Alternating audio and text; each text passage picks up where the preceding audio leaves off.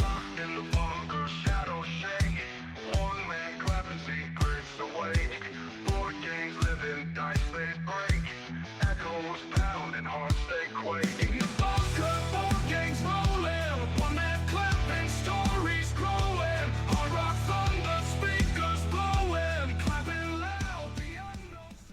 Welcome to the sound of one man clapping. I am the one man coming to you direct from the bunker. It is not Sunday morning. It is Thursday night? Thursday night. Thursday night. It's a weird one. You might hear it's not just one man. There are two men at the table today. It's welcome back to the show. It's been a hot minute, Super Trooper. Welcome back. Thank you for having me back. It has been a while. I've missed it. I've missed it too. You know, sometimes it's nice not to just sitting here and talking to yourself. I do a fair bit of it, but it is nice. So today we have a bonus episode. This is part of the Super Trooper extravaganza of script writing and planning for One Man Clapping. Today we are bringing to you our Cycle 1 review. Review? We call it a review? Review, overview, thoughts. Wrap up, recap. Yep. Lube fest of Aeon Trespass Odyssey for Cycle 1. We did finish it some weeks ago. We finished it before I went to Canada, which is a while back, and that just tells you how busy the world has been in both our lives. But what we'd like to do today is we're going to do this is not a regular episode, and if you're not interested in Aeon Trespass, then just skip this, because then you don't have to listen to the shitty ads in the middle anyway. And we'll see you for the regular episode, which I'm hopefully going to record this week as well. So, what are you thinking? How do we run around this today? I thought we might do a bit of an overview, spoiler-free overview at the start, just our thoughts and feelings about the general overview. Alert. And then after that, Yep. just open slather, spoilers galore. All right, so spoiler-free, general overview, Aeon Trespass. I know I've talked about it a few times on this show, but why don't you take us through it? Because I talk about it a lot. So spoiler-free, top-line overview. So, a couple of years ago, you came to me and you said, Super Trooper, I've cast the One Ring into Mordor. Uh-huh. It's been destroyed. Yeah. And by doing that, I've got a little bit of pocket money. Yes. Okay. So I will tell the truth. That's pretty right. I had a piece of jewelry from a relationship I had a long time ago with a horrible human being. Never mind that. She's gone. But I had this ring because we at one point were thinking about getting married, and it was big and chunky. And I thought, I wonder how much money I can get for this. And so one day I walked down. I met the Fox for lunch, and I went into a gold broker, and I went, look, just out of curiosity, how much is this? And they put on the scale, and they went, this is one full, absolutely everything in, all in campaign for Aeon Trespass Odyssey. Exactly, one Aeon Trespass at Odyssey value. That's right. And I went, I accept chiching. And so, yeah, I did. I got free money, and I thought, you know what? This isn't money I had yesterday. This is something sitting here. And I did. I just went, woof, whole thing. So, yeah. And I went, that's cool. I knew nothing about it. I think the only thing I knew was, that's the game that's just a big white box. Big white box. Big white box. I didn't really know much about it. I didn't even know the theme, the setting. I think I knew there was giant monsters, but hadn't looked any more into it. Yeah. And then I thought nothing more of it. You're like, we're going to play this at some point. I went, cool, okay.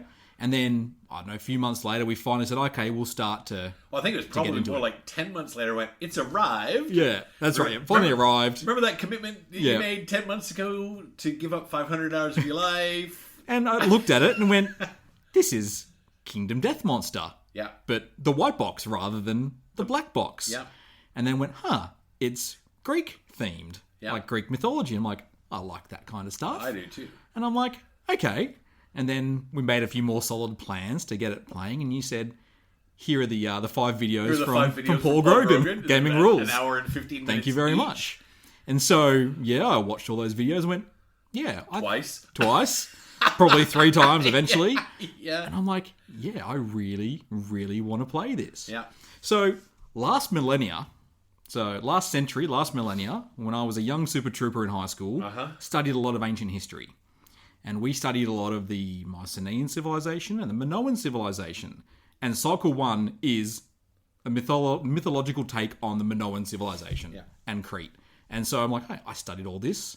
I know a lot of all this. Yep. Let's get into it. It was great. It was great, and it is great. And I was not so much looking at it from an academic point of view, but Greek mythology is something that I've absolutely adored. everyone who listens regularly knows I'm a dyed-in-the-wool atheist, but I just think the mythos and the religion and everything that the Greeks live by with the gods, I love the stories. I just love the politic of Greek mythology. I love the savagery of Greek mythology. And so for me, that's what attracted me to it. I loved it. So. It's like Buttercup. She listened to the Stephen Fry audio novel of Greek mythology. I can't remember what it's called now. Yeah. And I listened to part of that with her as well on long drives. And The Bubble, she was reading the Percy Jackson novels. Yeah. And so there's a little bit of Greek mythology in the Super Trooper household. Nice. Yeah. All right. So that's how we got the box in the house. The big white box. And the interest in the box. So let's do the spoiler-free overview on the game. So you open it up and there's a lot of minis and a lot of cards. Yeah, and a lot of books. And a lot of books. Which, a lot of read. Well, actually, no, not much reading because you got the audio narration for it. Yes. So, what do you think? There is a 97-page manual or something that goes with the 5. Yes. The 5 training videos. So, brief overview of the game. It's a campaign / boss battler, which we can discuss later on how much percentage you think the game is of each. Mm-hmm. Cycle 1, a very brief plot overview without spoiling anything, set in ancient Greece. There's been a thing called the Eschaton, and all the Greek gods in Mount Olympus got nuked. Yep. They all died.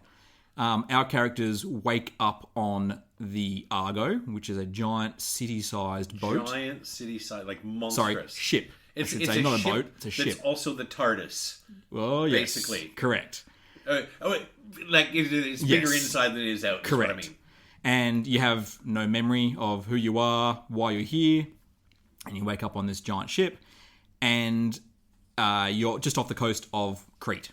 And the ship is stuck there because you don't have the technology to sail this thing into the deep ocean. Yeah. So you're stuck on Crete, going around and around the island. The ship has a technology there where you can mind meld with giant titans, who are, like as big as a house or bigger. Yeah, but 3 stories tall or something. 35 feet is the mythology. So, 35 feet, what's that, 12 meters, something like that, 10 meters tall. So when you play the boss battle side of things, you are these giant people. You're not your... It's like Avatar. Yeah. You're piloting them. Correct, you pilot them. So the game consists of sailing around in the Argo. So the game consists of sailing around the island and battling giant primordial monsters. So that's the general overview of the game. And then the story goes from there. Yeah, and so... in the spoiler-free part, do you want to talk about the gameplay loop at all, or do you want to just go... Yeah, we'll talk about a little bit of it. Yeah, okay. So ostensibly, the game takes place over a maximum of 80 game days. You've got 80 game days, which is the cycle of a day, basically, to either finish the cycle or lose. Or not. To lose. And if you don't finish the cycle, you lose, and you will have to start again.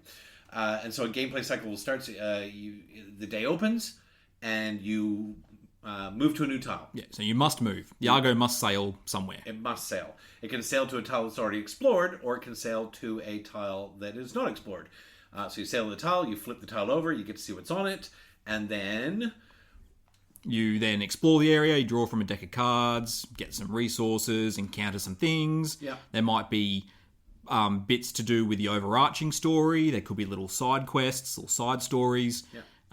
There's adventures that you roll for. There's an icon on there for the adventure hub. You roll for it, and then you go down the rabbit hole. It's a little sort of almost choose your own adventure bit of narration. There's all kinds of things that can be on these tiles, from R&Rs, which are more whimsical than adventures and just kind of fun, and you will get into my favorite R&R later, which was quite funny. And versus adventure hubs, which take you down deeper stories that are multi-stepped and usually end up in some really cool stuff at the end, which is great. You can find titans roaming the hillsides that you grab and go yoink. You throw them in the hold of your ship because they're kind of a disposable resource. And then after you've explored, you got a few different options on the tile. You often will have a choice of crafting. You can either craft for weaponry or craft for structures. Structures upgrade your boat. Weaponry clearly upgrades your gear. You absolutely want to upgrade your gear. As much as quickly as possible. Absolutely. And then what else happens on a day? That's just about it. That's it. Oh, and then depending on how many story tokens or Doom tokens you've collected, because you collect these tokens to either advance the story or advance the Doom, and that's just as bad as it sounds. Certain tile flips will give you these tokens, and if you have reached a threshold for those tokens, then you progress those parts of the story. The good or the bad. The good or the bad. Yeah. Yes. And on certain days, I think it's every 8 days. It's not quite every 7. It's not quite every week. Yeah. Maybe every 6. There is a primordial battle on the timeline. So you get, and this is a tiny spoiler, there are plenty of, surprise motherfucker, you're having a battle you didn't know you were having, you didn't want to have, and you're not ready for. But you have these battles that you see are coming on the calendar, and you know when you get to that day, you're basically going to explore what's on the tile, and then you have to have a timeline battle. And roughly every third battle, the monster gets stronger. He goes up a level. Yes. The two monsters. Ostensibly. It's in Cycle 1, there's a duality of growth paths, and you can choose which way you go. So you can either accelerate that growth or slow it down a little, depending on which path you go. It looks kind of like a DNA strand that weaves in and out of itself. And you want to make sure you are growing in kind. What have I missed?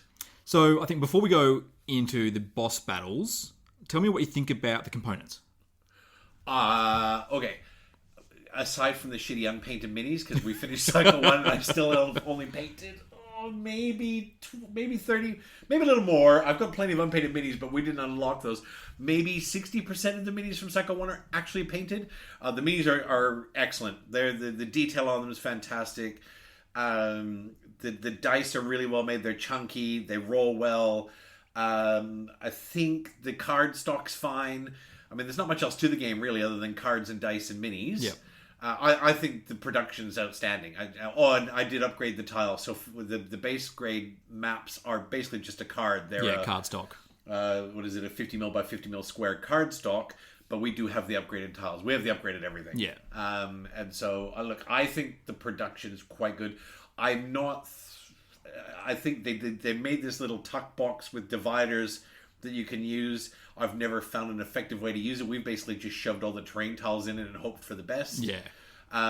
There is a 3-ring binder, a 6-ring binder, whatever it is, with all these pages in it that helps you manage your whole campaign, which I think is quite good. Yes. I think it's. I mean, you generally, when we run it, Super Trooper runs the book. I run, as it runs the binder. I run the book as a backup to the digital, because the digital occasionally will crash. But the digital app's really quite excellent at managing. It doesn't manage much of the overhead, but what it does, it manages all the tracking of everything. So it manages all your progress, it manages all your armory, all your supplies, and it does link into the audio narration, which is great. It's all linked. It does very occasionally crash. That could have to do with the fact that my iPad is older than my daughter at this point, so it could have something to do with that. But aside from that shitty magnetic tuck box, which looks like it could be great, and maybe we just haven't thrown anything in it to work out how to use it. Yeah. I think the production's pretty top notch. I think the production's top notch. I think there are a few little maybe quirks, maybe is the right word, that just annoy me a little bit. Fire away. One is a first world problem, and that is the cycle only comes with 4 miniatures to represent the Titans that you're using. Yeah. And so the whole point of the game, it's like a looter shooter. Yeah. You know, you're trying to upgrade all your gear, and no matter what you get, there's no minis to represent that. So there are upgraded Titans, and we have minis for those, right? So we have the Earthshakers and some of the, we've got the minis for those. But if you are equipped with a spear and you don't have the spear mini, because there's a spear mini, but someone else is using it. Someone's using it, largely because we get used to using the same minis every time, right? Yeah. And if we start swapping back and forth, I lose track of who I'm actually pushing around the board. So it would be nice to have mini variants with different weapon fit-outs. Maybe not everything, but just, you know, a couple of multiples would be nice. And I think it is one of the things that Kingdom Death Monster does better than it. But at the same time, Kingdom Death Monster is a miniatures game. Yeah. Almost before being a campaign game. So it comes with sprues, and you got to cut the minis off, and you can choose weapons and armor and build them. When we get to Oathsworn has snap-on. That's right, yeah, you can replace... You snap the arms off. Everything. Not literally, but you pull the arms off and you put the arms on matching what your loadout is. Yeah. Which is nice. You can't really paint it properly because the seams won't match up, whatever the case is. But I'll probably will just, when we get to it, just throw some shading on it just to give it a bit of a sun drop sort of finish. But also, it has snap-ons, so you can swap the loadout. I think it would have been cooler to see your characters change and evolve with you get the special armor and swords, and because the weapons and gear you're getting, because you got to remember the characters you're fighting with are, as we said, 3 stories tall or whatever. So, for example, you get a shield and it's half a trireme. That's right. And your club is a tree. Yeah, or it's a pillar. It's a marble pillar. Yeah, that you've picked up with trees strapped to the edge of it, kind of thing. And it would be nice to have some of that stuff. Very much so. The battle actually ends up being almost abstracted. I mean, it's not, because you've got it's like Kingdom Death. You're fighting on the same piece of terrain every time. Yeah. There are other things you can add to it that add flavor to it, but it is kind of just it's almost like monster chess, where you're pushing them around. That's oversimplifying it, but just a little bit. Yeah, but from an aesthetic point of view, you've got the monster in the middle, and so that's the production. Well, the other few little foibles I've got with it is, funnily enough, and this is not true, but I feel like there's not much artwork in it. There's not much artwork. It's interesting, because we're using the app, the book is filled with artwork. And extraordinary artwork. And because you're running the book, you probably see it more than I do. I do, but the cards have great art. They're very stylized. Yeah, it's like mosaics, or not mosaics, but reliefs. It's like a relief. Yeah. And the art on the cards is great. But because, as Super Trooper said, I'm running the book just as a backup while we're running the narration. And there are these beautiful paintings in the book. And, the playboard, it has that kind of ancient Greek aesthetic, which is all very sort of taupe and sepia and brown and gray. And you're quite right. On the table itself, there's not a lot of artwork on the table when we're playing. I don't know that takes away from the game any, because the narration's so immersive. Yes. And the story's so... Yeah, okay. So we're going to finish with... I got one last thing. Yeah, go. And this could lead to a bigger conversation, is I think the usability, because the game is so big, is pretty, not poor, but it's hard. You need to set this up for a day. Like, you can't just go, I'm just going to run a quick thing. You need a whole table, preferably a second table. Table and a half. Yeah. You do. You need a table and a half. And Super Trooper are quite lucky in that we get to set aside whole days. We call it the ATO day night. We've got one coming this Saturday where it's we start at 8:30 in the morning. We play till our daughters are half dead and look like we're going to drag till they've had enough of each other. And Super Trooper's going to drag Beelzebub out by the arm. So we're lucky that way, and we can leave it set up. If we're not playing any more games in the bunker, we can leave it set up from one day to the next from time to time. But it is to say it's a table hog is a massive understatement. And so I can imagine that this would be something that is very hard for some people to table. It's certainly a barrier to entry. Yeah, and like, you've got a third party, just a generic card box, like card holder box with dividers. Yes, and I think that's almost necessary. I do too.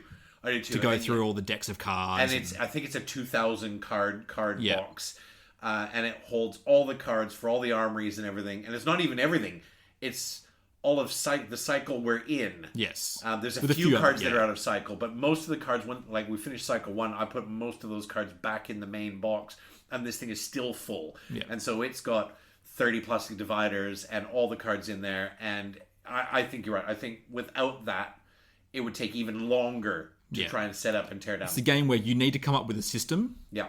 And then you'll obviously tweak it over time, but if you can get a good system going, like we've got the map on just a blue tacked onto a whiteboard now, so we can just take it off, put it off. But between the card box, the whiteboard, the token tray that you've brought, was that Gamegenic token silo, where we can just pull them out and pop them on the table.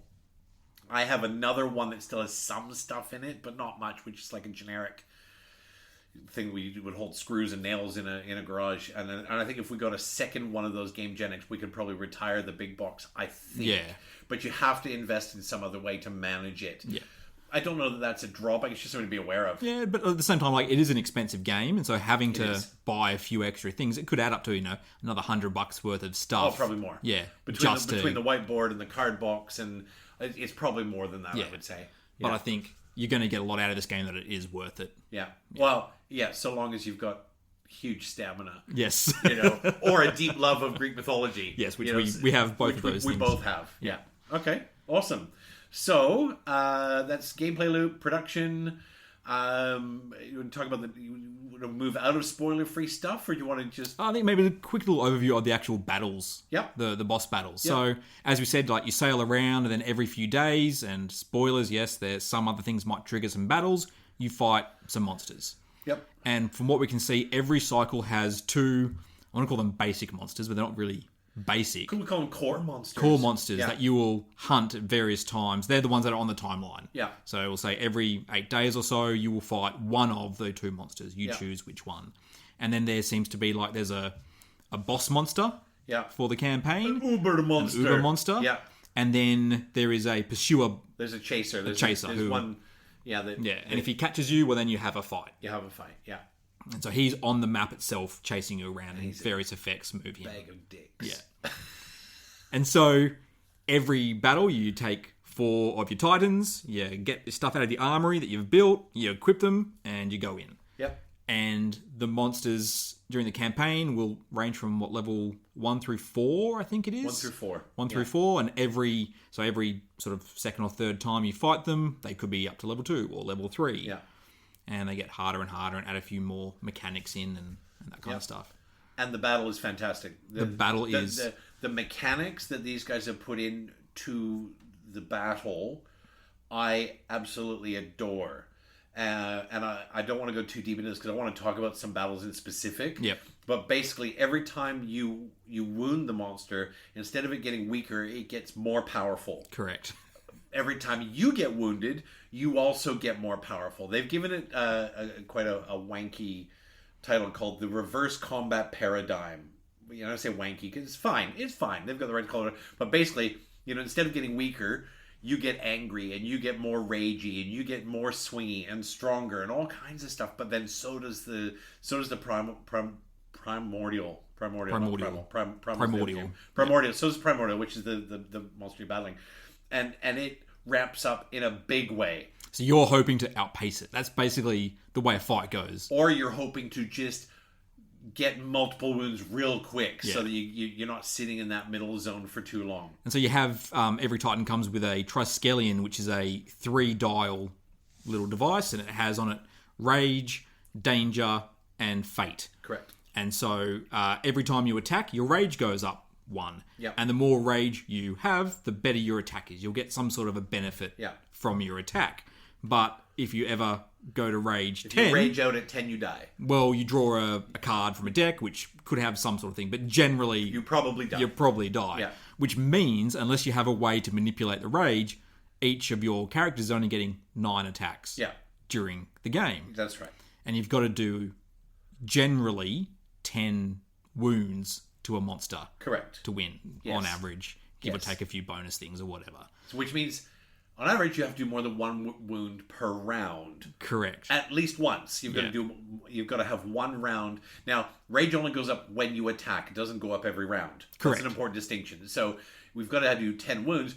If you can't get within range of the primordial, for example, you're not attacking. Yeah. So your rage won't go up. But your rage goes up and you miss. Well, too bad, so sad. Too bad. You're still angry as fuck. Yeah. That's right. Yeah.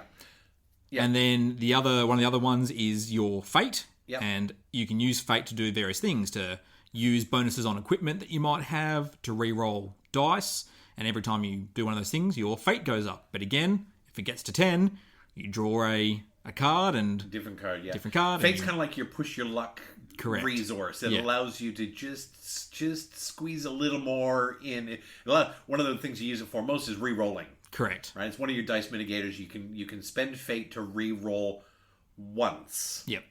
1 die, is it? I can't remember. It's been a while. Yeah, you can't re-roll the dice twice. No, that's right. But you spend your fate once per die, though. Yes. 1 fate to re-roll 1 die. So if you're rolling 3, Yep. you can't spend 3 fate. You can spend 1 and you re-roll. Or you can spend... No, it's just 1, isn't it? Yeah. been a while. And then also, some of the monsters' attack will be like, if your fate is higher than 5, Take 3 extra damage. You die. Yeah. So you go, I won't use the fate to use my special things to stay under these caps, but then you're not good enough to other things. And then the last one is your danger, which is it kind of represents your hit points in like compared to a lot of other games, but isn't really your hit points. Because also, there are a lot of cards and equipment that the higher your danger is, correct, the higher your output is. Yeah, you get bonuses. You want to get to 5 and 6 danger for some things because you're more effective at that point. Yeah.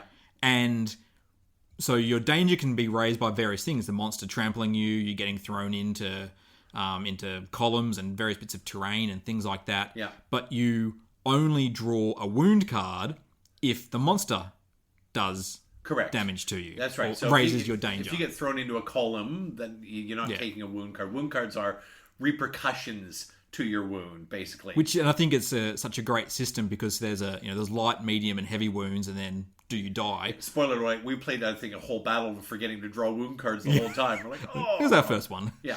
And then, but the cards, they're not necessarily bad. No. Sometimes it's like the light wound is you get angry, get a free attack, and that's right, or do something like that, or get up, or feign death, and the monster leaves you alone, or something like that. Yeah, they are. There's some that are positive, which is great. So sometimes you're like, oh, I've got to draw a wound card. Oh, this is great. Yeah. And so it's pulled off some wins and things like that. So that's battles in a nutshell. That's battles in a nutshell. All right. So. Into it proper.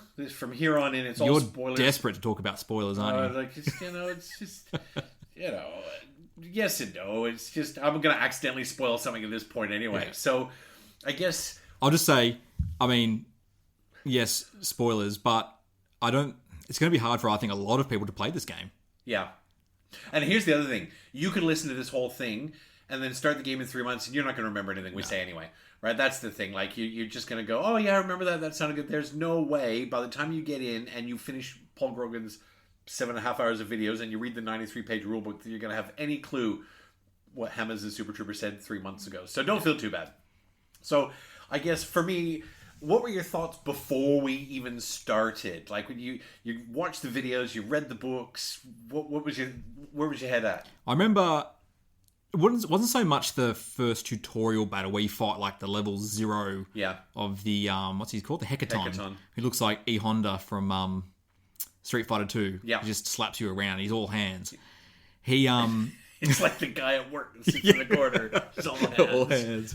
But then I remember fighting the level 1. So you fight the tutorial, it's kind of half scripted a bit. They like put cards in a certain order, so you learn some of the mechanics, and then they're like, okay, go along, and then you fight the level 1 Hecaton, and you're like, how are we going to win? Yeah, okay. Like, you're armed with fists. Yeah. You're like, how? Yeah, that's right. How do we win? Had fists. Oh, I think you had fists for the tutorial. Didn't we get like a knife or something out of the tutorial? Yeah, you might start we got with a couple of a tree trunk or something. Yeah, that's right. We had clubs or something. So I think going into the first session, it was a bit shock and awe. Yeah. Because I set it up on the table. Set it up as much as I knew how. I had the stuff unpacked, and I think it took us an hour and a half to get to the point where we were opening the book, which is great because that's all part of it, right? That's the experience of, it's that rabbit hole you go down and you just unveil it all. And I think I watched Paul Grogan's, because I didn't watch all 5, because he actually says, I think, watch the first 2 or 3, go play a battle, and then come back, because some of his last 2 videos are certainly for stuff you're going to do later on, but I think I watched at least the first 2 videos. I think I watched them 2 or 3 times before we got in here. I still had no idea I'm like, what is going on? And I had the manual. I was reading the manual in the evening, and we sat down, and we played the tutorial, and the tutorial's on rails, as you said. You go through the tutorial, and then we played the first battle, and when I say we played the first battle, we got our asses handed to us. Absolutely demolished. So in the game, you get given this resource called a Sisyphus tier. And a Sisyphus tier is like the rewind button. If you have a shitty battle where you push the rock up the hill, that's right, and then it rolls back down, you push it up again. That's right. So the Sisyphus tier is basically a full reset on a battle. If a battle's gone horrendously wrong, you rewind time. You drink the Sisyphus tier, and you rewind time. You can do it again. And so as if nothing happened. As if nothing happened. No consequences. No nothing. And so you start the game. At the end of the tutorial, the game hands you 1 Sisyphus tier. And so we played our first battle. And I think that was the end of the day we had, in fact, because it was a long day of, like, brain pain. and we played the first battle, and we got just fucking creamed. All the Titans died. Oh, all the Titans died. All the Titans were dead. I think we had 3 wounds on him or something. And so I remember we did our first wound, and you're reading the book. You're like, okay, well, you get this card, and then you have to give me a level 2 card. I'm like, what do you mean? How can you have a level 2 card? This is our first battle.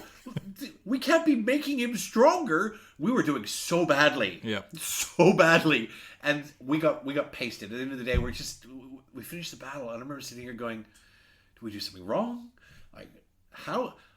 My thinking at the end of that first battle is, how are we supposed to win this game? Because the monster has a card which has all of his abilities and his hit points and yada yada yada on it, and on that front page you can see up to level 4. You can see up to level 4. There's 1, 2, 3, 4. Yeah. So you fight the tutorial guy at 0, who's only got 6 hit points. I think you've only got to do 6 5 wounds or something. 6 wounds, and then everyone else is 10. You see them. Oh, at level 2, get +1 move. Get this new ability. Get this, and you look at it and you just think, how? Yeah. How are we going to do this? How can we possibly do this? And so we decided, rather than drinking the Sisyphus tear, because it was the first battle of the game, we were just going to restart the game. Yeah, reset. Why not? We hadn't done anything. Yeah. It was 5 days of the tutorial. So, what was it, 2-3 weeks before we got back to the table again? Yeah. And we set the same battle up again. But I think in the meantime, I'd been reading the rule books, the PDFs online. I watched the videos Paul Grogan 2 again. times, and I was reading the rule books, and I was looking at... We were like Rocky running up the hill. That's right. Punching the pigs, yeah. and the second battle was very different. Yeah. It was very different, and we won that second battle, not handily, I'll say. No, but I can't remember if we lost Titans in that battle or Probably. not. But we got the 10 wounds. And I remember fist pumping. Like, we dropped him, and it was, there are moments in this game where we will literally, like, double fist pump and scream and high five. There are moments in this game that just... And so that first battle, we finished that battle, and I went, oh, maybe we can. I don't know if we can win. We've won one battle. But we beat him at level 1. So that was the first battle. And that second day we played, we beat him, and then I think we had our first Pursuer battle that Possibly, day. yeah. So the Pursuer enters the game a little bit, 10 or 12 days in. I mean, it is a slight spoiler, but then there is this giant miniature. We're in spoiler territory. So. True, but there's this giant miniature in the box. It's like, he's coming. Yeah, it's giant, and it says Cycle 1 on the page, so you know it's coming. And so I knew to paint it. And so it enters the map, and it enters 4 spaces behind you when it enters. Yeah. And then depending on what's on your exploration cards, there are certain icons on your exploration cards, it will move towards you. Yeah. And some cards make it move twice. And so it's quite aggressive. And then I remember we played our first Pursuer battle. And the Pursuer battles are quite different. They're very different. You can't kill the Pursuer.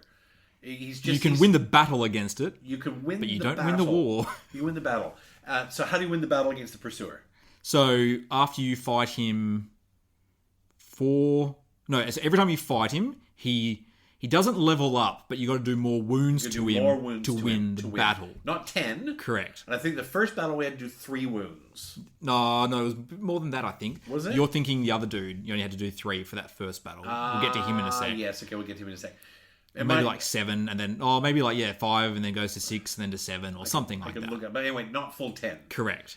But his starting cards are so much tougher. They are. So, for example, if you want to hit as mentioned, the Hecaton, the base guy, you might need to get a score of 3 to beat his Aeon Trespass field, like his armor value. Whereas I think the starting cards for the Pursuer are like 5 or 6. But also, it's an auto fail in the battle if Titans die. Yeah, the first one is if one guy dies. 1 Titan dies. And then 2, and then 3. Done. And so they do that, I think, for your first battle because you have no idea how to fight the Pursuer. A Titan dies usually pretty quickly, I'm thinking, in the first battle, right? So I don't think that first battle lasted very long for us. Boink, 1 Titan's gone, and we basically run away with our tails between our legs. Because the 4 primordials that we fought, they all fight extremely differently. Yes. And that's another thing I've got to tip my hat to this team for is that I've played 1 game of Kingdom Death Monster, 1 afternoon, 1 evening in Kingdom Death Monster, and I was bored shitless. Do you know what? And I talk about that every now and then with Coop. I think it was like the worst monster, and he it's a very quick divergent. It was the screaming antelope. Yeah. And we kept somehow drawing the card where he just ran around and ate grass. Yeah. And didn't attack us. Yeah. Yeah, I can see And that I'm being like, very boring. where's the charm in this game? Like, it's like, and I can get it now because, you know, I haven't played ATO and watched some videos on Kingdom Death. I'm like, oh, okay, I can see it. But man, like, Coop pulled this, we're going to segue for 15 seconds here. He pulled this huge box out of the boot. It was like 27 kilos of stuff. I'm like, we're going to play Kingdom Death Monster. And Buttercup's going, woo, Kingdom Death Monster. I'm like, wow, okay, great. And I set up a character, and my character died. I'm like, oh. Okay, and they're like, don't worry. It's Kingdom Death Monster. Don't worry. I'm like, yeah, but that was my character. I'm like, don't worry. It's fine. He's it's not fine, yours. It's not He's yours. the community's It's character. the community's. I'm like, okay, all right. So anyway, I had a very boring time. And so when we popped this game open and there were 4 monsters in there, and I'm like, we gotta fight some of these monsters like 8 times? And in my head, I'm like, is that gonna get a bit rinse repeat? Spoiler alert, it does not. It does to a little bit. Like, I think... But example, it's not tedious, is my point. Yeah. It's not... yes, you're rinse repeating. You're fighting... Like, there was one day... We have 7 primordial battles in one Something day. like that, yeah. Right? And there's One day of the on the timeline. Is that what you're talking about? No, one game day. Yeah, but I think there was one day in the game day. I think we fought all 4 in Yeah. one day, or 3. Because you can only fight 3 in a day. But there was one day night we had 7 primordial battles, and they take like an hour and a half in a good run. Anyway, winding it back, I was really not concerned, but thinking like, have I just invested half a kidney in this game, and I'm going to be bored to death because we're fighting the same 4 monsters?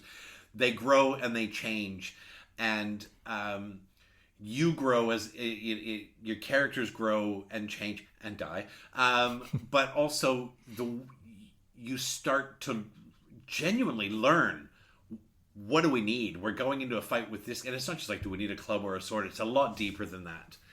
So that was the first opening couple of days in battles. Yeah. I think I got to the end of day 2 and I was stars in my eyes by the end of day 2.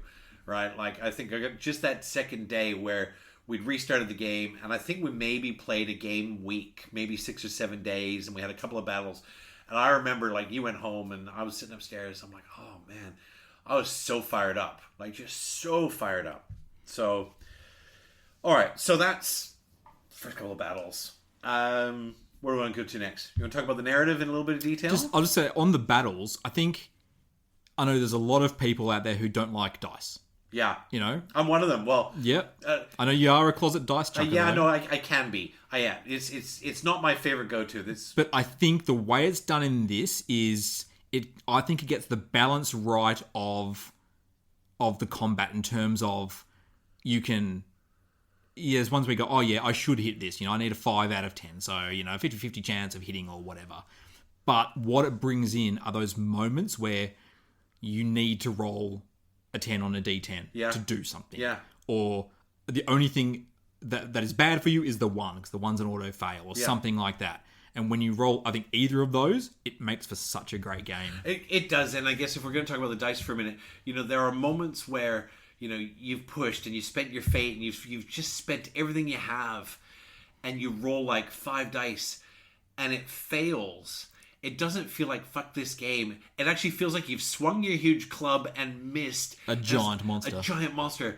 And you go fuck, but at the same time it's like, what's next? Because this game, the battles can turn. But then, then the other way, when you're rolling 1 dice. Yeah. And, the only way we'll win this battle is if you roll. Well, we're going to talk about some battles. Yeah. And then, ta-da! Well, you we're roll in the combat. 10. Do you want to talk about our favorite moments in battle then? Sure. Yeah?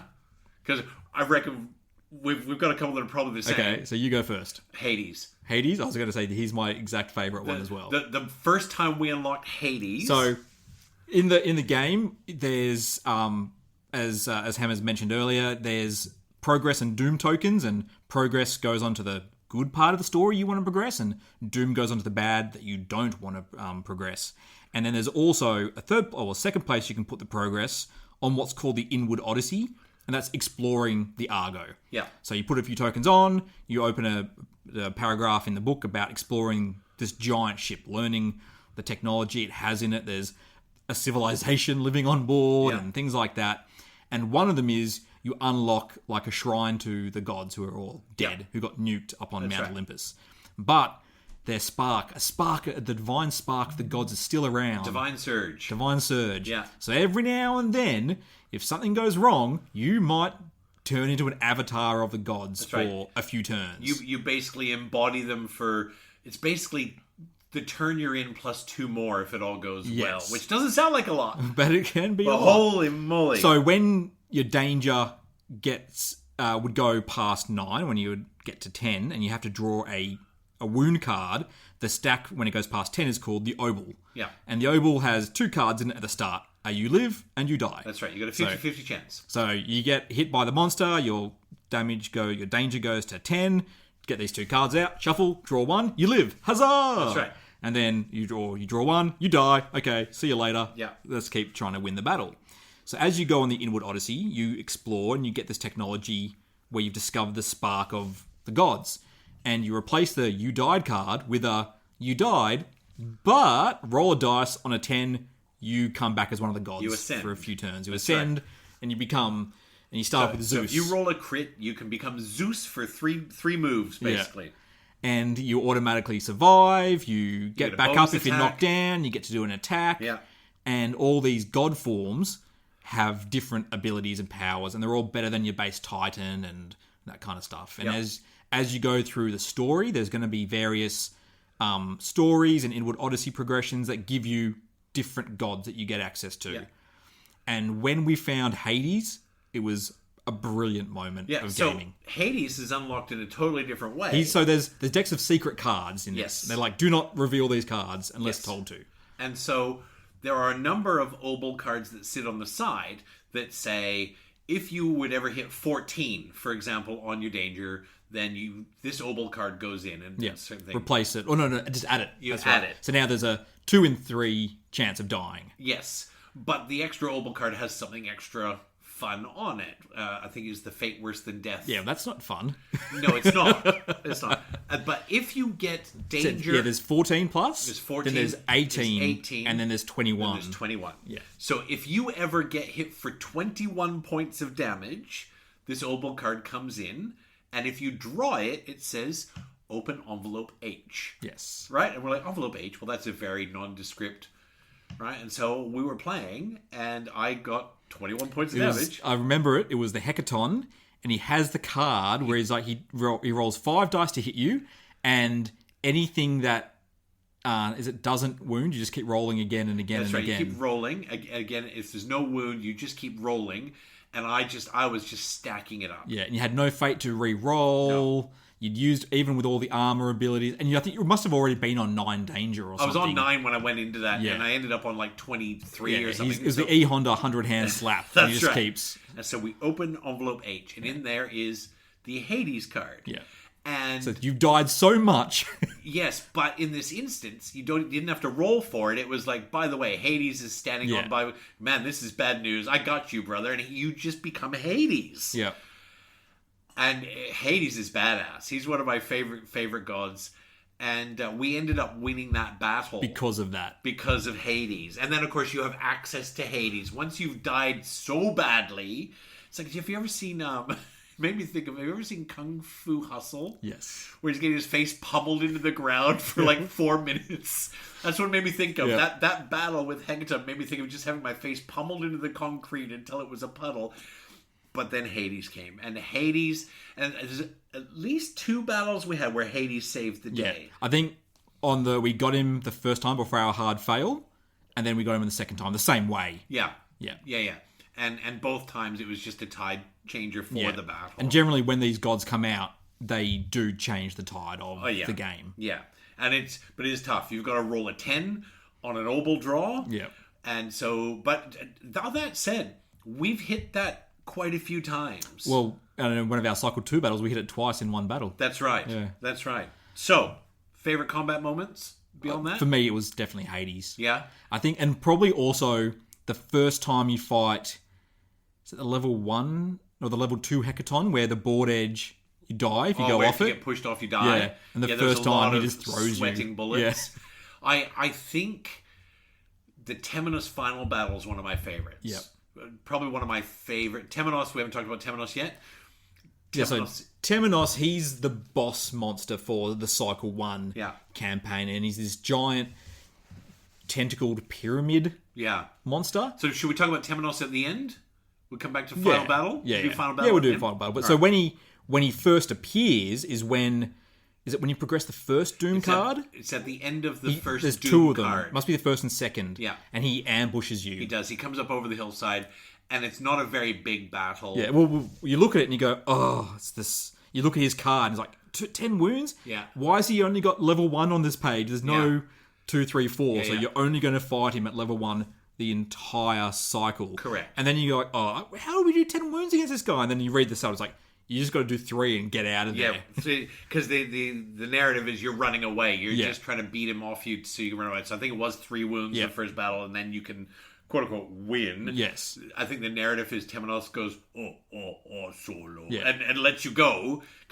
But you can always choose to push your luck and go, let's go for 4. But then if you don't get 4, you die. We did not. No, we did not. We chose not to. So we'll come back and we'll talk about the Temenos battle because it was another one of my favorite battles in the game. But I think the first time you fight him is pretty cool. It is pretty cool. When he ambushes you. Because I was looking at the campaign going, oh yeah, he must be just the final guy we'll fight at the end. And then, surprise, motherfucker. I think we fought him 4 times all up at...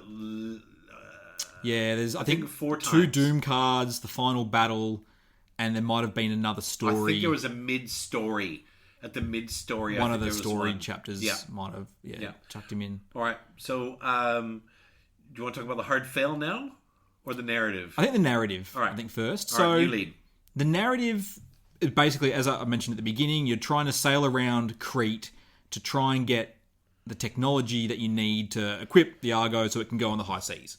Because it's just beached on Crete and it can't get onto the ocean, the open ocean. And you do this while there's a civil war raging on Crete. King Minos has gone missing, and his, what are they, like, evil daughters are all fighting over the throne. I don't know there are any good guys in this game. No. Right? Like, every faction's a pile of dicks, right? I don't think there are any protagonists other than us. So as you sail around, every map tile has one of 3 factions. There's the Minoans, so the last people who are loyal to King Minos and his kids. There's the Hornsworn, who are the guerrilla fighters loyal to Theseus, who slew the Minotaur. And so they're like the rebels against King Minos. Yeah. And then there's the Labyrinthians, who are worshipping the labyrinth. They're the crazy cultists. Yes. And the labyrinth is really cool. It's like this otherworldly plague that's turning everything into a labyrinth. Yes. Like literally the land is turning into a labyrinth. The people and the animals. People are sprouting little almost like nodules that look like labyrinth pieces. And the birds are turning rectangular. Yeah. Like they look like they're going to be from Minecraft or something. Yeah. And so you're sailing around, and depending on which map tile you're on, you might be able to deal with some of these different factions, and you go up and down on them depending on your choices. And you could be friendly with the Minoans and angry against the Labyrinthians or something like that. And they're all interdependent. Correct. Right? You could, in theory, potentially have them all pumped up. But the thing is, you don't know the results of your actions before you take them. Generally, if you go up with one, you might go down with the other. Generally, in the same little thing. But the narrative is cool. Like it's got the Minotaur myth with King Minos. It's got Theseus slaying him. Yeah. Daedalus is the inventor / engineer. Right. He's the Leonardo da Vinci of the game. Yeah, and so he's the one you're trying to find his vaults because they have the technology for the Argo, and so it's all that intertwined and around Crete. Yeah, and I think the narrative is that obviously there's the 2 narratives. There's the general campaign narrative, and then there's the story, the side story narratives. Yeah, and I think I've almost approached a bit separately. So the overall narrative, as I said, trying to find King Minos. And every progress card, the first one is basically just get progress and then flip it. Yeah. But then after that, they become little like mini games. Like and you have a quest about to do. Get progress and flip. There was halfway through we had to get all the map coordinates. Correct. So the progress had to find these little allowed icons. you to flip cards out of a map deck. Yeah. We had to triangulate map spaces. Yeah, we had to get 3 of them, and you could spend progress to whittle away. Yeah, and some it of them to wasn't make as it quicker. mundane as, well, collect 6 of these and you advance the story. It was like, well, if you collect 6 of these, you can accelerate the deck a little, but you still had to engage with that part of... And then you can't use the progress for your inward Odyssey, which gives you bonuses. No, and things that's like right. that. You had to spread them around. Yeah. So I think what I think was really exceptionally done is that I can only remember there being one conflict in the whole narrative. And when I say conflict, I mean there was a person we dismissed that then later we were talking to on the Argo. Yes. The Minoan guide. Where we sent her off. She's like, I'm going off to Crete. Back to Knossos. Not back to Knossos. And then, like, 3 days later, the Minoan guide approaches you on board. And, Yes. And, like, you kind of have to forgive that because there are so many intersecting points in the game. I can't think of another one other than that in the thousands of lines of narrative we went through. Well, I think it's probably my biggest bugbear with... I think the overall narrative is great. I think all the narrative is great, I should say. But the only sort of bugbear that annoys me a little bit is the side narrative. So there's different... Depending on what story card you're on, the main story card, you roll a dice when you get these adventures, and there's between 1 and 3, I think it is, you choose. And there's like an intro bit to the story, and then you have some choices there, and then you do a few more bits of the story, and then you do the finale. Yeah. Which will give you a big bonus usually of some usually sort. some great huzzah. But they're not linked to the map. No, they're not. And that just becomes a little bit... But can you see how they could link it to the No, map? That's no, the thing. no, That's an no, impossibility, right? And so, realistically, I can understand why. So what happens, is you flip a map tile, there's an adventure icon there, and you roll a die, and it tells you which of the adventures you can work on. Yes. And you might be working on an adventure that you just worked on, or one that you worked on the other side of the map. But it's like, surprise, we're back talking to this guy. It kind of pulls you out of the narrative a little bit. Yes. But I can't see how they could... Otherwise... Because you do the map once. Yep. A little bit of looping Because back. you generally want to go onto an unexplored tile. Correct. Unless you have to go somewhere for Unless you've got to track a back story. for something specifically. You want to keep going forward. There's no fetch and carry. It's not back and forth, back and forth. We did have to circle back, I think, once or twice, but not in a very big way. Well, we'll talk about that when we get to the hard fail. Yeah. Because I think that was one of the biggest reasons. We stuffed up. That, and I don't think... Well, we'll talk about that. Yeah. But other than that, I can't think of a moment in the narrative where it contradicted itself, where it looped back on itself unnecessarily. The writing, to the best of my knowledge, the main writing's done by one guy. Yes. He's got a team of editors that assist, but he writes the narrative, right? Like he's... All of it, I believe. All of it. Yeah. Right? And like, my God, he's done 5 books of this. He's done Kingdoms Forlorn, which is just fulfilled, but 5 books, and it's so detailed. Yep. It's so detailed. So I think the narrative is excellent. Yeah, I think the way it weaves in the Greek mythology with both the gods and the lore that he's created within this world that we're playing in. Yeah, 100%. All right, hard fail. Hard fail. Yeah. Okay. So we failed the first cycle about halfway through it on day 25. Oh, was it only that far? I thought we might have gone 30s, maybe? I don't know. It could have been 30s. Something like that, but 30s, out of 80. Yeah, out of 80. 80, so halfway through. There are a number of ways you can hard fail. If your Argo loses all its hull, you have to have 7 the hull ship's or something. hit points. 5, yeah. So your ship's hit points, if you lose that, you're done. If you lose all your crew, you're done. So different story choices will make either your ship hit points go up or down, your crew go in and out. Crew might abandon you, they might get damaged in battle, they might, whatever the case is. And then you have something called your Argo Fate, which is similar to the fate for your Triskelions and for your Titans. If Argo Fate ever hits 9, you're done. And you can use Argo Fate for various abilities on the map. Push your luck things on the map. Yeah. Basically, you can use it to push things around and make things better for you. And the last one is if you progress the last Doom card. Yes. Yeah. Which is what caught us. Which is how we failed. It's how we failed. To be honest, we weren't far off failing in a number of ways at that point. I think our Argo Fate was 7. I think we were down to 1 crew and 1 hull. Yep. And I gotta say, when it happened, I was gutted. In part because I thought, Jesus Christ, like it had to be 5 game days at least. Yeah, probably. And 5-day nights. Yeah. So we're talking about 40 odd hours we put into it. I've never put 40 hours into any game and then like, I mean, I played Skyrim for 1,000 hours, but when you die, you don't die. And I remember sitting here and we did something. We took the Doom. That's it. We took the Doom and we read the Doom. And the thing is, we don't know. We didn't know how many cards We there didn't know were. how many cards there were. Yeah. So we actually had no idea what our pacing was like. Yeah, we didn't know that we were that close to far ending along. that way. We thought we were going to, like, the Argo was going to sink or something, but... Because I think we were on story... We were only on story 2 out of 4. There were 4 story cards. I think we were on 2. No, we were on 3. Were we we? were on 3, yeah. We were trying to get the triangulation. And then there are 4 Doom cards. Yeah. And so we read the Doom and we read the passage. And I remember reading the passage and looking at Al and looking down and I went... It's like you had read ahead of the narrative on the audio. Because I've got the book as the backup. And I remember reading it going... Just wait. And I'm like, oh, we're going to get attacked by the Temenos again? And you're like, no. Right. Like, nope, we're not getting attacked by the Temenos again. We lose entirely. Yeah. And so I was really gutted. But that night we reset. Yep. It was that night. Packed it all up. But we actually reset. Reset everything. It talks you through how to reset. Start with a little bit of a bonus. A little bit of bonus, run through. a few items. You start with some of the adventures already ticked off, which means you'll do different ones. All the adventure advancement stayed. Yeah. All of it. So if you got 2 out of 3 ticks, then it stayed. And I liked that. And I think 3 or 4 sessions after the hard fail, really appreciated the hard fail. Because I think it kicked our ass into high gear. Made me want to play more.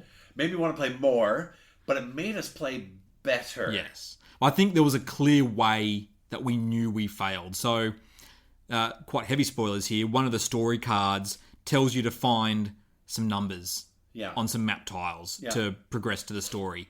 And they were right in front of us. Yeah. And we just didn't get it. Yeah. They were literally right in front of us. Like, we could, like, when we looked at the tiles, we're like, oh, they're right there. So we're sailing around, going over Doom, doing all these things, going, what? How are we supposed to, where are we going to find these things? And then I must have done like a double take on the map, and I'm like, Hammers.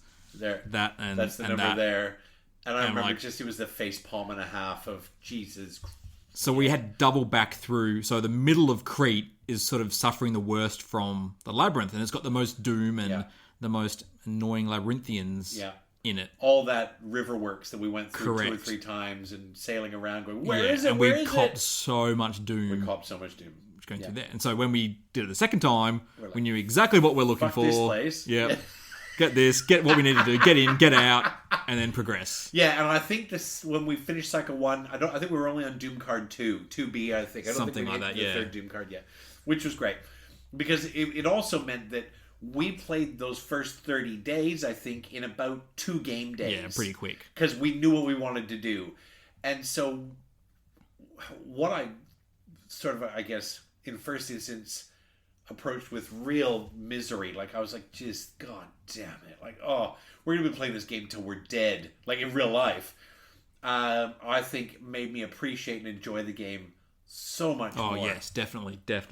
And I think the hard fail is part of this game's character, and I won't call it charm, but just its life breath. Yeah. And that knowing that you... At any moment, things could go badly enough that you are wiping the table and starting again. And I can also see a lot of people not liking that at all. Yeah. Yeah, I can too. Because it's not a fail-forward game. It's not. It's fail all the way back. But we did get a little nudge with bits of equipment and that sort of thing. Yeah. But I mean, I think I lost the most Argonauts as well in Cycle 1. Yeah, you died a fair bit. Yeah, so... Because, probably you haven't quite mentioned it, but at the start of the game, you play as an Argonaut. Yes. So you have a character sheet, and they get abilities and stories throughout the game. And- but when you go into a battle, you merge with these Titans. And then so your Titan dies, Correct. but your pilot doesn't necessarily die, but other things can kill them throughout like the game. the Fate Worse Than Death table. Correct. Right? The Fate Worse Than Death table means your Titan got hit so hard that the feedback through the bond liquefied your Argo. And I think I went through at least 3 Argonauts. Yeah, I don't think I lost a single one. I don't think you did. No. and so that's also. I mean, there are a number of times you just went right. I'm naming my new Argonaut the same, and you just reset all the stats, which is fine. But look, I think it's a triumph. I think the hard fails. I think without the hard fail, I think it loses some of the tension. Yep. And I think that tension is what keeps me up at night after you go home. Right? When Super Trooper goes home after we've got a day night, and he goes home, and I sit upstairs, and my brain is just going. And every time we play, I open the campaign for 12 Sins of Heracles, which is the next big one that's coming. And go, I don't have $1,400. Oh my god, because that's about what it is for the all-in for 12 Sins of Heracles. Something like that, yeah. But I think the hard fail is something that I've grown to respect. I think is the best word for it. I won't say I like it, but I respect its role in the game, and I actually think that it made us much better players. Yes, definitely. We didn't lose many. It's only a small handful of primordial battles we lost. Yeah, I think didn't we lose one of the level 4 battles? They really ramp up. Like level 4 battles are brutal. Yeah. There was a battle we did take a Sisyphus tier late in the game. Yeah, that was one of the last level 4 battles. Yeah. Against the Labyrinthaurus, I think. And I'm pretty sure we lost at least one more in there somewhere. We didn't lose many. Yeah. We came away from battles limping really badly. Pyrrhic victories. Yeah. One Titan left out of the 4 that were on the board. And, there were times, I think, well, that's the other way you can lose. If you run out of Titans. Yeah. Because if you have no Titans, you can't fight. And you have to take a minimum of 2 Titans into a battle. I think you can go in with 1. Can you? I think you can. Because that would go well. Yeah. I think if you win and you have less than 4, you must get up to 4 or something, I think, if you can do that. But yeah. So, yeah. But to be fair, it has felt like we've fought with like 3 sometimes because the monster always goes first. Sometimes you can just die. And there are some times where Titans have just been wiped off the board. First turn, boom. There was one battle we fought. I think we had 3 wounds, and both of my Titans were done. You ended up winning the battle, but I ended up watching you battle for an hour. Just I'll get another glass of red wine. I'm like, dude, you could do this. And you had some power rolls that battle. Actually, I remember there was somewhere you were rolling. You're just like, this is it. And oh yeah, it was like crit after crit after crit or something. Double wounds. Yeah, you get a double wound on a crit on a level 3. On level 3. Isn't a single wound on a level 3 a double wound automatically though? Yes. Yeah. So if you wound on a level 3 card, okay, so.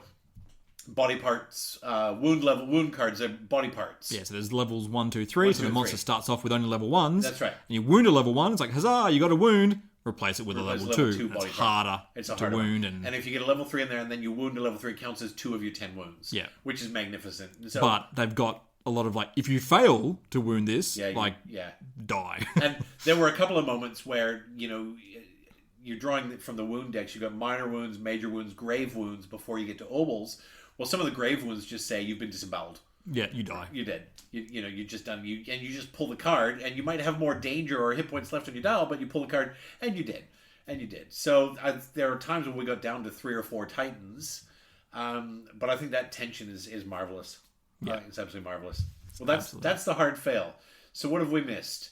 We've done some favorite moments. Got any other favorite moments you want to? Can I talk about my favorite R&R? Yeah. You got kidney stones. Oh yes. I pissed myself laughing. We met this guy who had kidney stones. No, it was during one of the delves. There's a section. Was it R&R? No, it was every time you win or finish a battle against the pursuer, you delve. You add a thing to the timeline, and then you delve, which is like.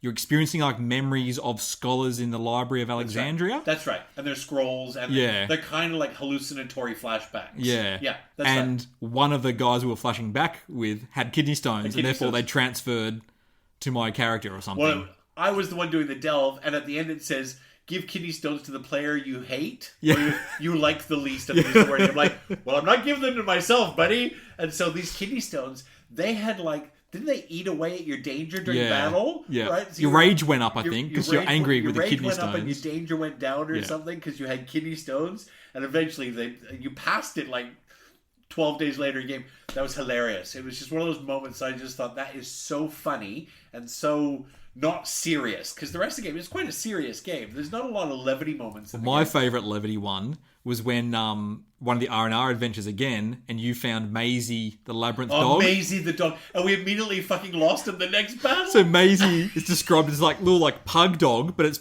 become like a Minecraft dog. It's turned into basically a rectangle dog. And so you can take it as a piece of equipment. So Maisie goes onto your play board and it's like, I think there's 2 things Maisie could do, but one of them was if you get despair. Distraction? I can't remember, but one of them is if you get a certain number of despair, so some of the monsters give you despair, and then Maisie cheers you up and the despair goes away. But Maisie dies. Like, you pat Maisie and then Maisie dies from all the despair or something. So we were so excited because we found Maisie the next day. The next day was gone. Yeah, poor Maisie. Poor Maisie. Because I think we must have drawn an ambush or something on the Temenos and like fought it straight away, and he just keeps giving you despair over and over again. But there are so many memorable moments in the game. Yeah, that's only cycle 1. There are 5 cycles. We got 4 more to go.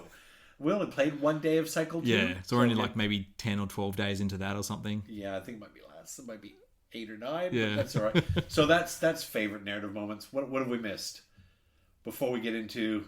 Do we want to talk about the 4 primordials in a little bit of detail? Yeah, so you've got out of the 2 core monsters, there's the Hecaton and the Labyrinthaurus. The Hecaton, as I've mentioned, he's basically a monster made of hands. Yeah, he's like the monster of 100 fists. Yeah. And he's literally made of hands and fingers. Yeah, so you look at the miniature and everything is just everything's hands. Fists and hands and bulging forearms. Yeah. So like when you defeat him, you can end up learning how to make like a shield out of his hand. It's got the knucklebone shield. So you have like which is actually a middle finger with the middle finger snapped off. Things like that. And so his whole gimmick is that if you're next to him after the attacks, he'll just punch you away. Yeah, and you get knocked back 5, 6, 7.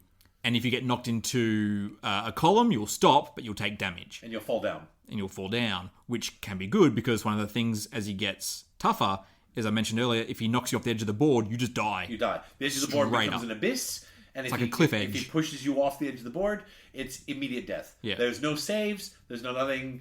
I think there's the grappling hook helps. No, that helps on the trenches. Yeah, because that's the other thing is later on these channels open up.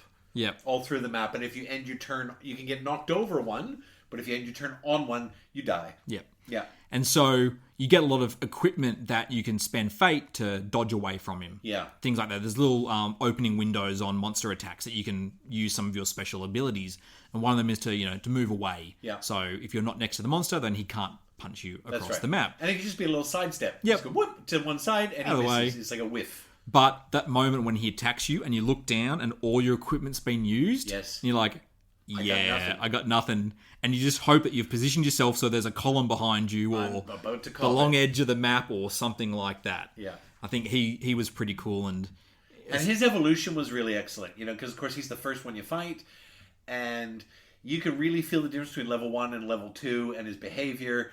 And, I was thinking like, oh God, is it really going to be so different? Like, it's just more punchy. But it really is, you know what's coming. And we would talk, because you have a choice going into Talon Battle. Who do you want to fight? Do you want to fight Labyrinthaurus? Or do you want to fight Hecaton? And we're like, well, we haven't fought Labyrinthaurus. We're going to have to. Let's do it. But let's take these 7 pieces of equipment. Yeah. You change your gear because you know what you swap the gear because we know what we need. Yeah. So Labyrinthaurus. So he's different where he's like a bull. He's almost like the Minotaur, basically. He's a cyborg bull. Yes. Yes. And so he just runs around trampling you. Trampling the and shit. To start with, he doesn't have a trample. He just runs around. Yeah. But then I think level 2, he gets the trample ability. And that's as much a pain in the ass as anything because you think you're going to be able to hit him.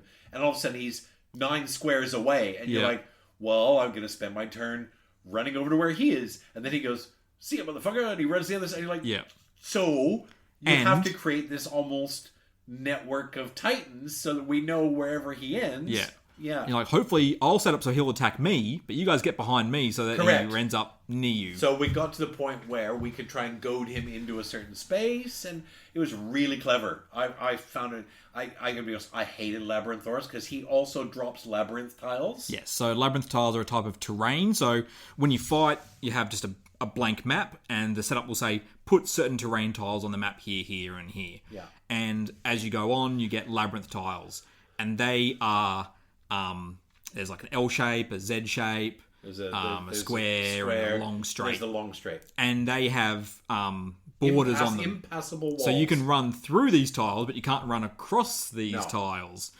And so every time he attacks you and tramples, he poops out one of these tiles, and suddenly where you can be to attack him is just getting smaller and smaller. And if he can, he drops one underneath you. Yes. Which will box you in. Correct. And look, it was great.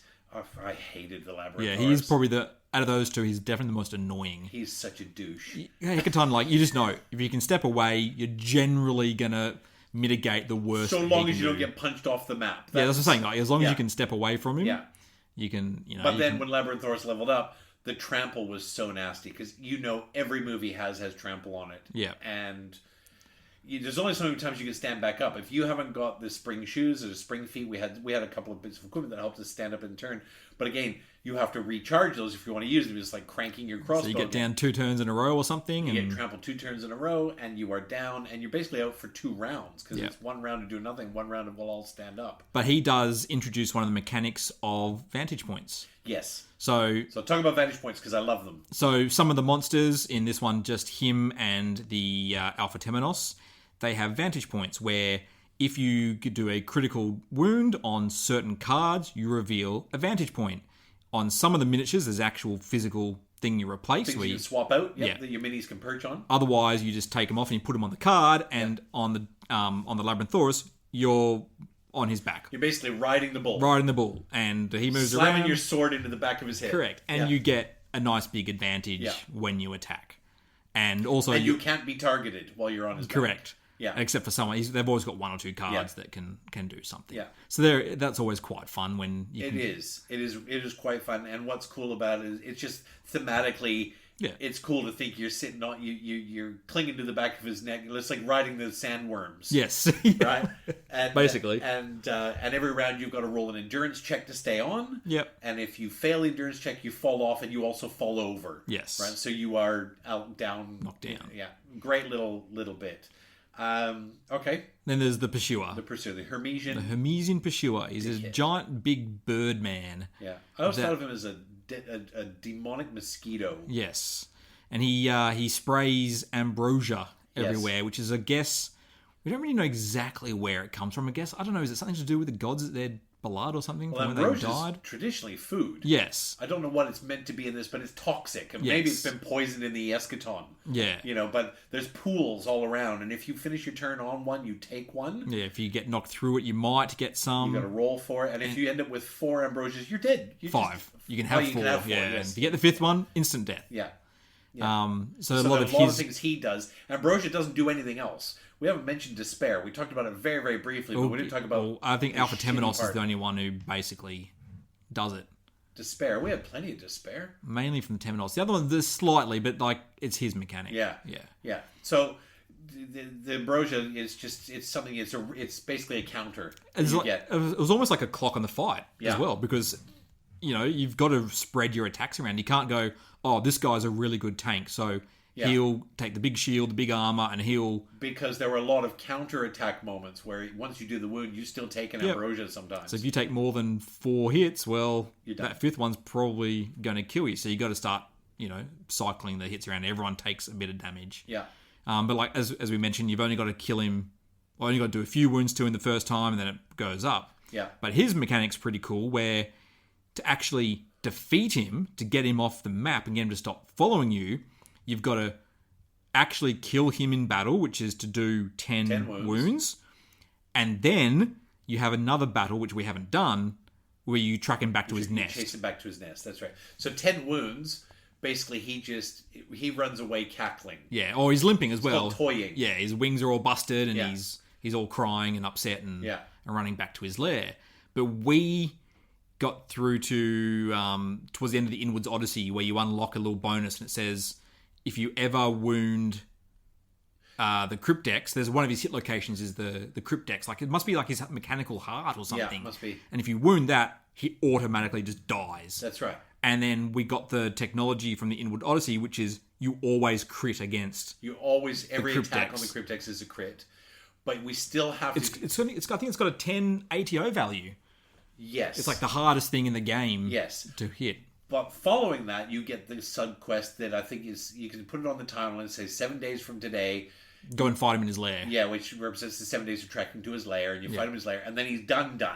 Yes, which we haven't got to yet. Because we opted not to. We had an opportunity to at the end of cycle 1, and we debated. And we end up going to the finale instead. We did. And I think part of that was anxiety driven around, do we go, is that going to end our whole run? If we go, are we going to waste this?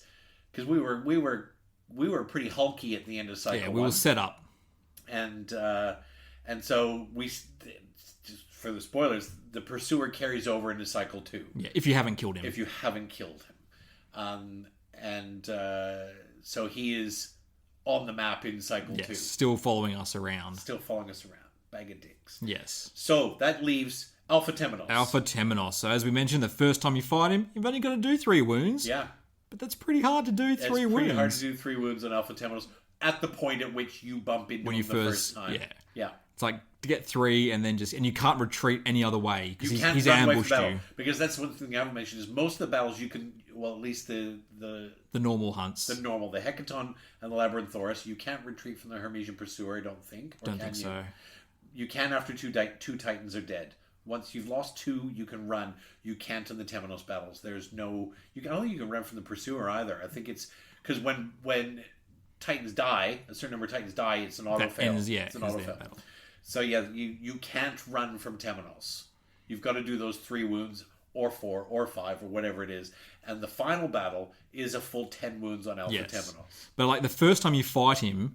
He brings in the mechanic of... So, on their turn, what they do is... We should have mentioned this. The monsters have a deck of 6 AI cards. Yes. And on their turn, you flip over the card and read from top to bottom what it does. Yeah. It'll say who it's going to target, what it's going to do once it chooses that target, and then how much it's going to damage you or whatever.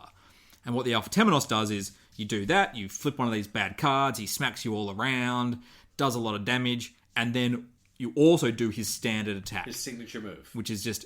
There's 2 attacks every turn. Yeah, you've got to try and deal with. That was the same at level 4, I think, for Hecaton, wasn't it? Or no, he gets it one every 3 wounds you do to him. I think it was. That's right. Yeah. Yeah.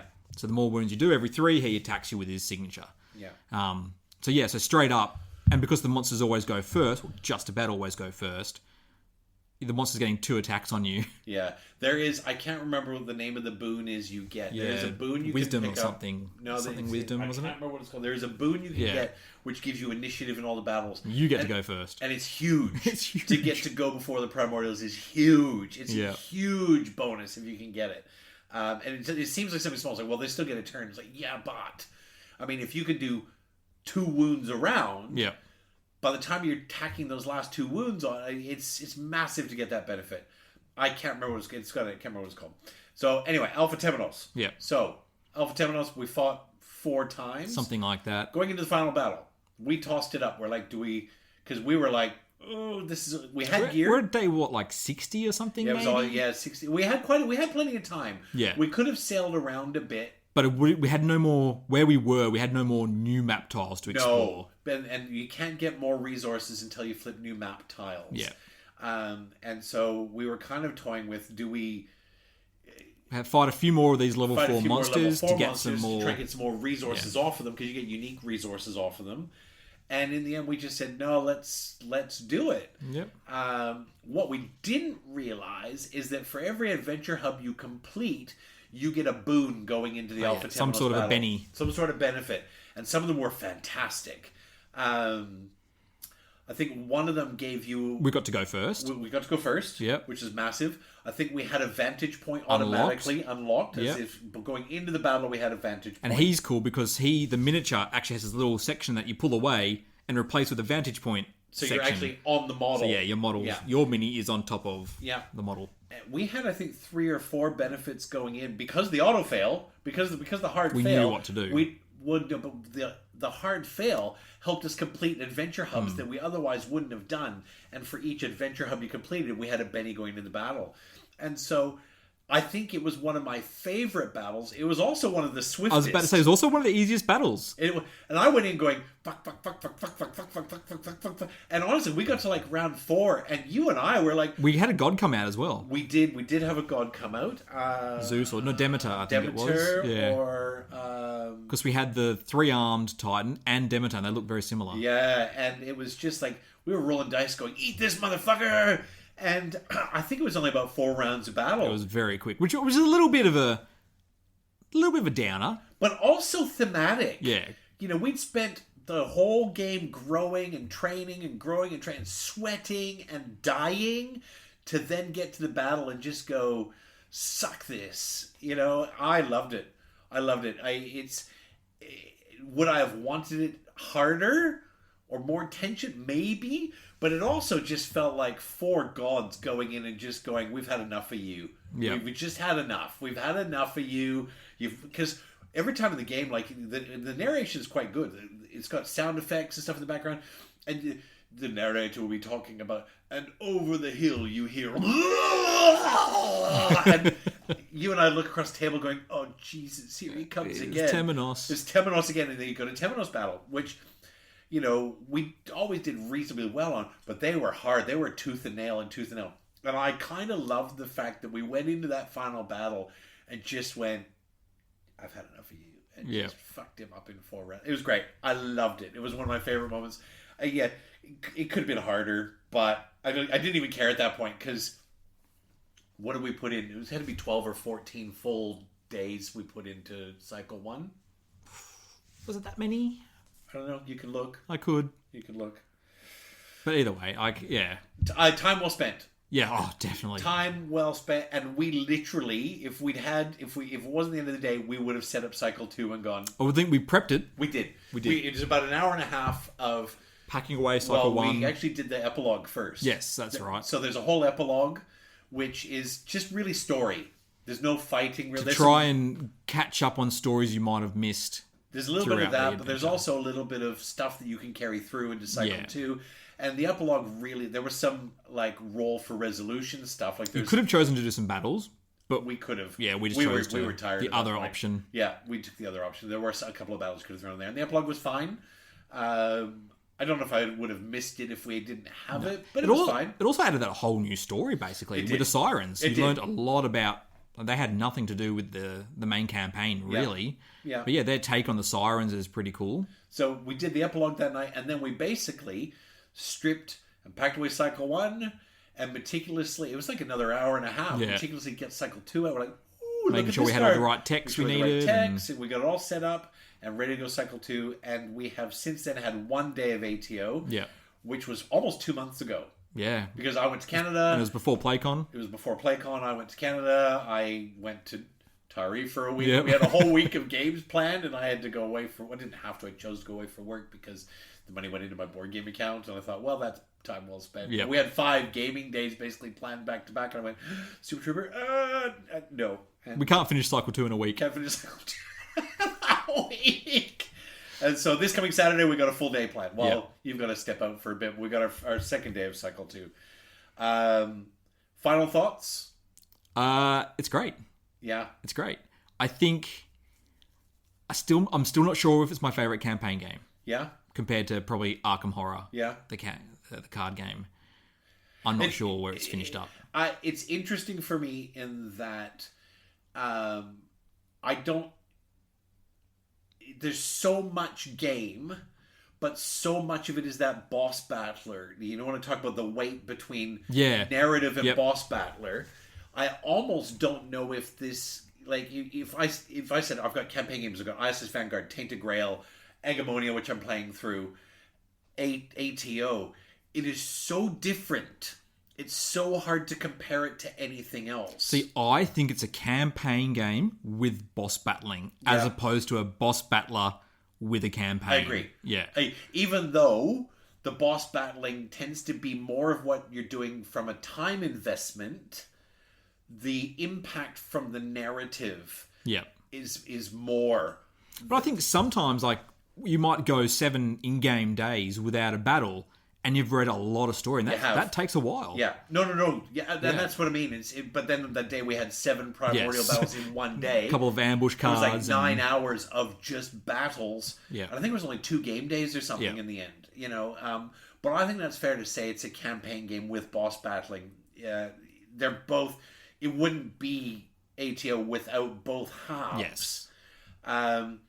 I love it to the point where after we have a day, I can't stop thinking about I'm it. exactly the same, and I think when we're talking about recording this and I was coming over tonight, I was like, I haven't really thought about it that much. Nor have I. Because it's been so long. Yeah.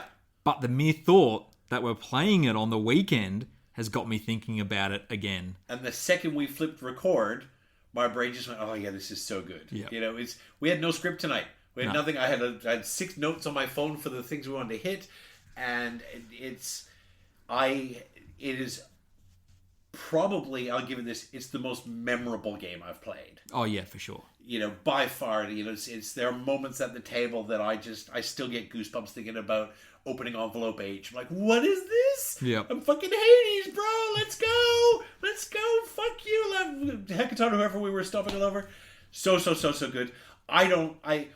If you were asking me to put it in my list of games, I almost have to take it out.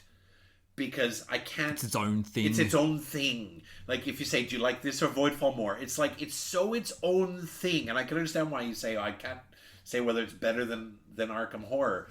Because Arkham Horror kind of fits the mold of everything else it's compared to. Yeah. ATO you dream about after playing for 12 hours. It's got the highest highs and it's got the lowest lows. It does, absolutely. Yeah. It's 11 out of 10 for me. Honestly, it's... but as I said, if you were asking me to rank it amongst my other games, I think I actually have to carve it out of the ranking and go, it sits over here in its own world. It's got an asterisk next to it. Yeah. Anything else you want to throw on? I just can't wait to play Cycle 2, and Cycle then 3, 2, yeah. and then 4, We have and then 4. 5, and then Sins of Heracles. One of us is going to have to sell an organ Yep. to do Sins of Heracles. But it would be nice if we could make that happen. But I reckon, how long do you think it took us in calendar months to play Cycle 1? That I can tell you easily. Yeah? I'm just going to pause the recording while Super Trooper does some research. Okay. So we played our first game on the 14th of November, 2024. Oh, yeah, okay. And the last one was? We finished the game 21st of June, 2025. So that's 7 months. Yeah. And that includes a hard fail reset, Correct. which was at least, I want to say 4 sessions, probably. And that was, I'm looking at this, 41 boss battles. 41 primordial battles. Yeah. That's a lot. Yeah. Wow. So that's... 41 including the redo, though. Yeah. So That's, for the okay. 1.5 cycles. There you go. Yeah. So what's that? 7.5 months? Yeah. So if we don't have another hard fail, we're probably looking... That's not bad. We could do 4 cycles in 20 months. Yeah. Realistically. Yeah. We get through a fair bit on one of our days. Yeah. Okay. Well, I have nothing other to add other than in 2 days we're going in again, Cycle 2, and I'm very excited. Thank you, Super Trooper, for your time at the table and for your comradeship on the Argo, because I'll tell you what, man, it's some of my favorite times. Oh, it's been fantastic. I'm so looking forward to it. Thank you, OMC Crew, for your time. If you've managed to stick this out for an hour and 27 minutes, we appreciate you. The fact that you choose to spend your time listening to how we spend our time is always humbling. Super Trooper and I will be at, is it CoastCon? CoastCon. CoastCon's coming up in a few weeks. It's in Gosford at the end of October? Yeah, into the first weekend in November. First weekend of November, which is a 3-day small board gaming convention in Gosford. Super Trooper will be there Friday, Saturday. I'll be there Saturday. Lou and I will be at PAX in October. The second weekend in October, we'll be there Friday, Saturday. I'll be in my OMC gear for one of the 2 days. I'll see if I can convince Lou to wear hers on the other day, so at least you can pick us up in a crowd. If you do spot us, grab us for a game, grab us for a chat. Would love to chat. Shout out to Sonia, who's off to Essen at the same time. I am green with envy. If you have any room in your suitcase, please send me a message, because I will give you a list. I'm sure you have a long list of people way ahead of me, but if you do, I know you listen at bedtime, and I'm just putting it out there. If you have room in your suitcase, I have money to send you. I am hoping to go to Essen next year. I will have to rub a lot of feet of my wife and do a lot of schmoozing. I'm not really holding out any hope that's going to happen, but one day, maybe one day. Peace out, mofos. Have a good night.